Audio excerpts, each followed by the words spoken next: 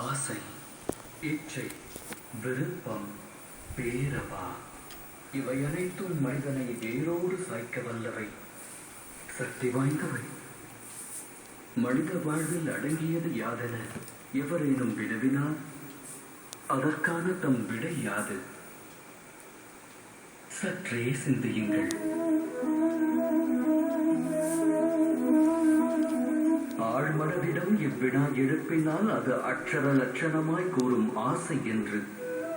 ஆசை யாரை விடும்? அது அனைவரின் மனதிலும் வேரை விடும், தம்மிலும் ஊற்றெடுக்கும். 8 திக்கையும் வென்றவர் உண்டு, விண்ணையும் மண்ணையும் ஆண்டவர் உண்டு. ஆனால் ஆசை வென்றவர் அண்டத்தில் இல்லை. ஆசையினும் மோகத்தை தேடுவதன் மூலம் அனைவரும் அலைவர் அல்லும் பகலும். எனினும் மோகம் என்னும் அக்கூட்டில்தான் ஞானமும் வாசம் செய்கின்றது. அது எவ்வாறு? துளிர் விடும் மானிட ஆசைகளுக்கு பக்குவம் அளிக்க ஞானம் என்னும் ஒளிக்கீற்றானது மானிடனது இதயத்திற்குள் பிரவேசிக்கின்றது.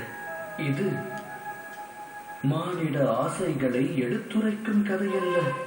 இச்சை கொண்ட மனதால் ஒருவர் வாழ்வில் உயர்வு தாழ்வு அடைந்த கதையும் அல்ல.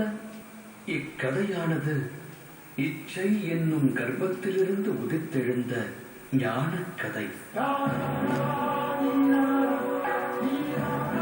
எனது நாமம் வாசுதேவ கிருஷ்ணன். நான் செல்லவிருக்கும் யாத்திரைக்கு தம்மையும் அழைக்கிறேன். இந்த யாத்திரையில் வாழ்வின் மர்மத்தையும் மனித தர்மத்தையும் அறிவீர்கள். சேற்றினிலே உதித்தாலும் செந்தாமரையாகும் கர்மம் அறிவீர்கள்.